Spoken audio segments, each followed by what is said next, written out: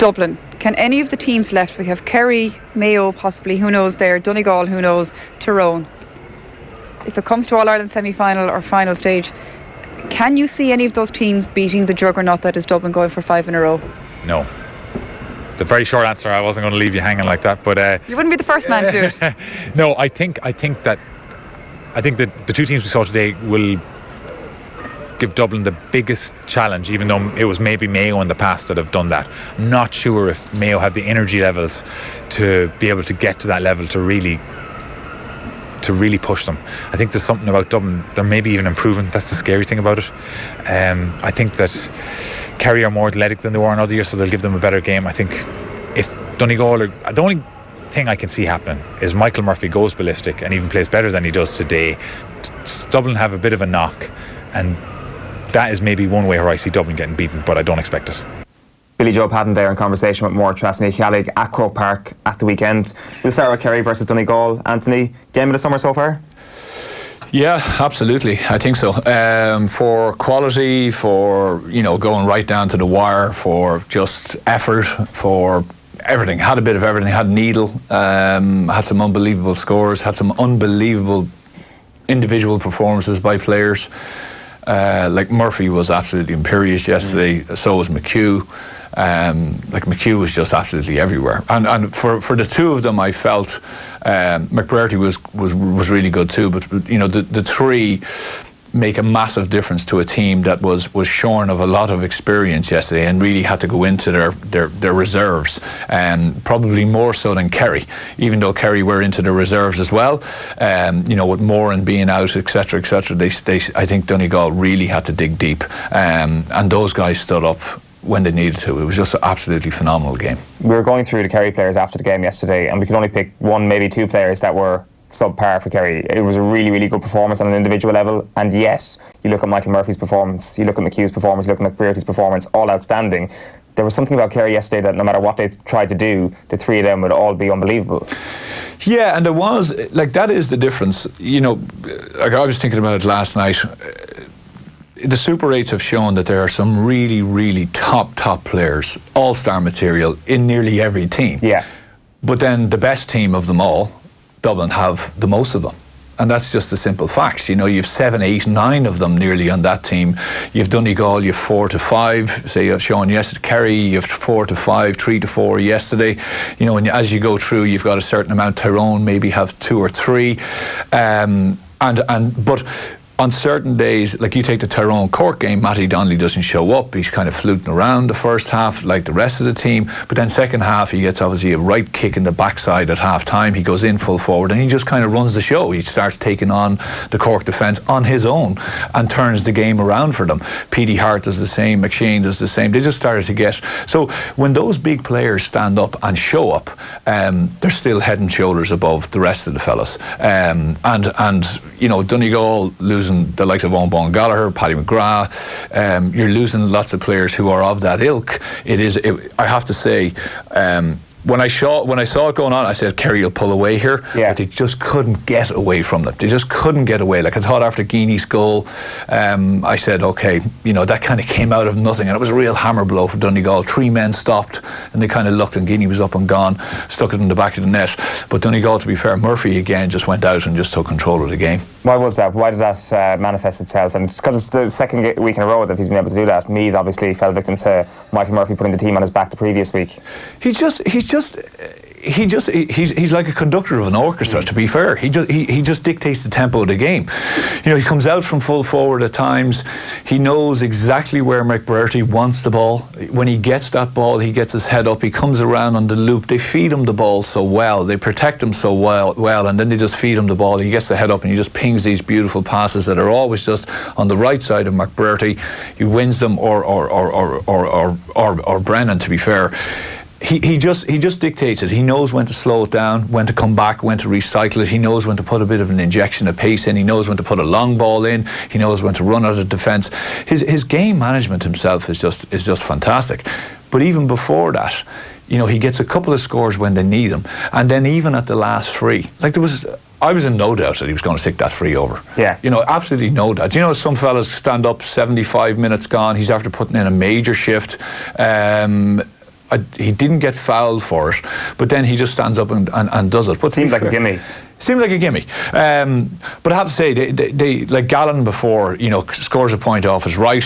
When he comes on, only a young lad, 19 years of age, but then sticks an absolute beauty with his left. Remember, he stepped inside, the Kerry player slipped, and there's another Kerry player coming, and he just, like a beautiful, beautiful score at a vital time when Kerry had really pushed on. They just... The Donegal players, you can see how much they have developed that squad. You need depth, and we were talking about this a number of weeks ago. The Super 8s are all about depth in the squad. Like if you started, I'd say if you looked at the first 15 from the start of the Super 8s, or even the Ulster final for Donegal, and then you looked at the 15 who finished yesterday, there's a massive change. Yeah. Massive change. And that's hugely encouraging, and I know we've got Enda McGinley on the line now as well. Good morning to you, Enda. Morning all. So just on that point about the kind of thinning down of the squad of both squads, but I think it's fair to say that Donegal really were a little bit thinner come the end of yesterday's game. That has to be a hugely encouraging sign for them, because many people thought Kerry had the game won at a couple of points yesterday, but yet Donegal, with a lot of men down, come roaring back into a place where they almost could have won it. Yeah, absolutely. And if you go back to, say, Donegal's squad of sort of 4 or 5 years ago, the one that had won All Ireland, and an awful lot of seasoned campaigners in it, yesterday's squad was almost completely different. You had the 4 or 5 sort of remaining key men, but yeah, completely different. So for Donegal, they had a brilliant batch of under-21s, and they are coming through in force. They got hammered in an Ulster final a couple of years ago by Tyrone, and I remember a lot of conclusions were drawn after that these boys actually weren't as good as what they were being made out to be. Simply they were young, and they've taken a couple of years. The Division 2 campaign, where they were stripped of several players early on in the campaign, and they were okay. Now they ended up obviously getting promotion, but that Division 2 campaign, the fact that they were without quite a few seasoned players, has really come back to strengthen them now, because you've had an awful lot of young players get much more game time, and as Anthony was saying, in the Super 8s, you're exposed to that, and if things take a certain course, like obviously the unluckiness of losing Owen Ban Gallagher, having lost Patrick McBrearty at a critical time last year, they've lost Ban Gallagher this year, is massive. That's a huge blow. But to see all them young boys now coming in and play with that sort of confidence in a game as tight and as tense as what yesterday's was, is hugely encouraging for Donegal, not just for this year, but for the years to come, because of the age profile of them players.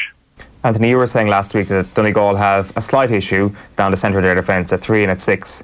Do you still maintain that on the evidence of yesterday?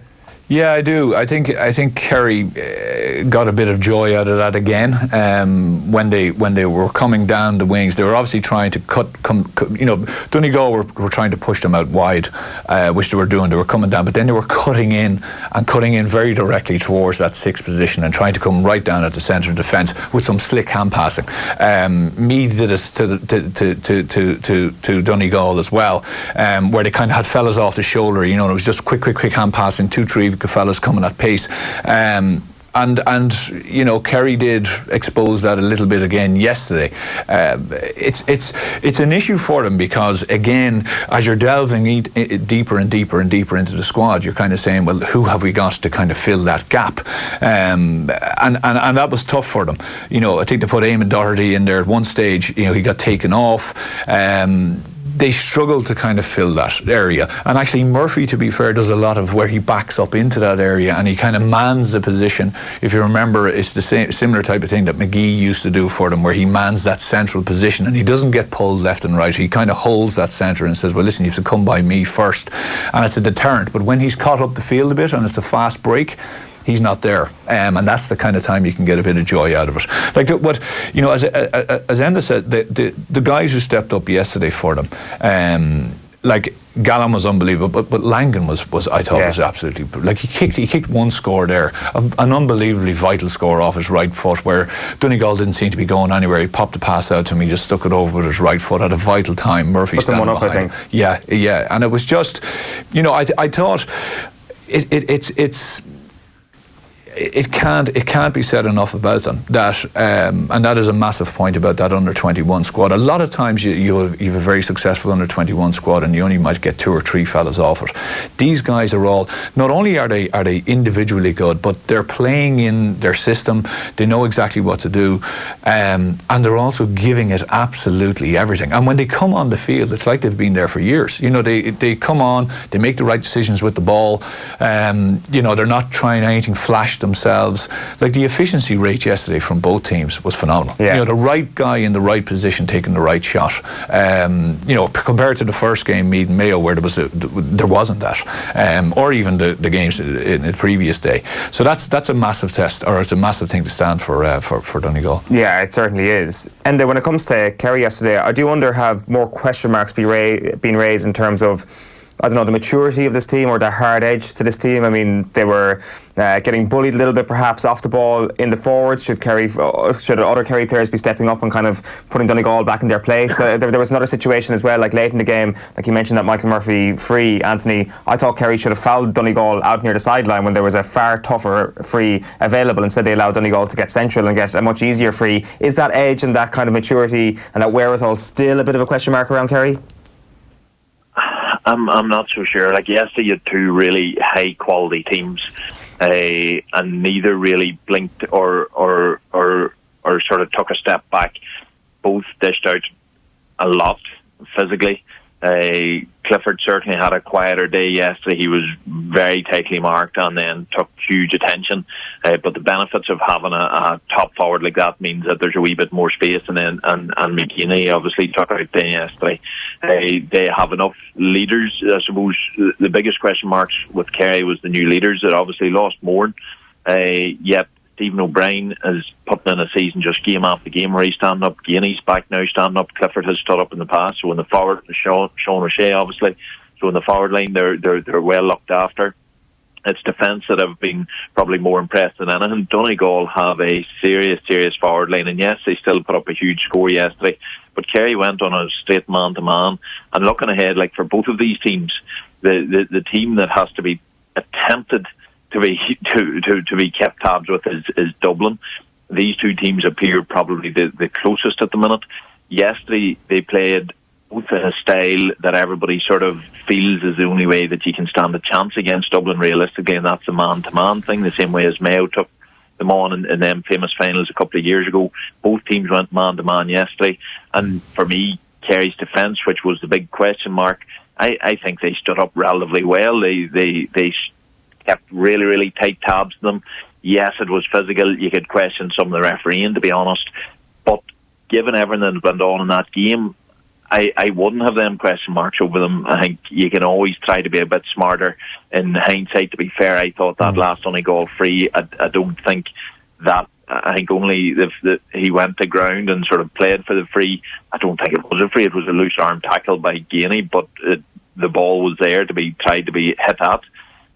So it was dubious enough one, but it was given, and a referee, like the traditional thing for a GA referee is if there's a point in it and late on and there's a chance of giving a free, they're going to give a free. So certainly maybe Donegal could have fouled them further out, but it's hard to say that or Kerry could have fouled them further out, but I would have still thought that Donegal would have had enough about them to work a chance and work a free anywhere within, and let's be realistic, it's anywhere within 50 metres, so it'd be a tough ask for Kerry not to give one away whenever the referee is half looking to give one.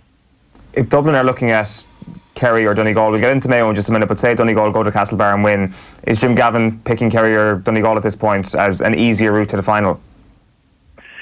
I think there's, as yesterday's match show, I think there is very little between them 2 teams. I think there's much more similarities than differences. To me, the way that Kerry defence has played, I did have question marks, same as Andy, I did have question marks about that Donegal defence. They done well, but they played it on the line and probably well beyond the line yesterday, at times, particularly in their man-on-man treatment of certain forwards. So for me, I think the Kerry defence, going on what we've seen so far, might be ahead of where the Donegal defence is. But other than that, I think both forward lines have massive talent. Jamie Brennan was kept much quieter yesterday, who's been Donegal's key man. Clifford was kept much quieter yesterday. He's been Kerry's key man, yet other men stood up. So I think both teams have the pace and the intensity and the fitness, and that's what you've seen with both Meath and Cork, the two other teams of this weekend, that when they're going well, they can live with the top teams for a while, but in the last 10-15 minutes, the top teams just push on and burst away, both because of the physical conditioning and also because of that just mental strength that they keep going, and when the wee mistakes start to happen in other teams, they don't in the top teams. Dublin is another level up again, but Kerry and Donegal, for me, are a very similar thing in terms of their conditioning, their mental strength, and their game playing ability, and also the match winners that they have up front. Anthony, what Mayo should we be looking into yesterday? Is it the Mayo that played for 60 minutes or the Mayo that finished the game very strongly? It's hard to know, Owen. It really is, because I watched the game twice, and Meath had them in serious bother. They had them in serious bother, and I thought Meath controlled the game well. They took the sting out of the game. Like the Mayo went, I think, 2 or 3 up at one stage, 7-5, I think it was, and Meath got the next number of scores to go up. I think 8-7. They had them in serious bother. They turned them over well at a vital time, at around about 57, 58 minutes. Meath had about 4 chances. They had 2 frees. They had another really bad wide. They had two pretty poor wides. They could have had 4 points, and instead they missed all 4.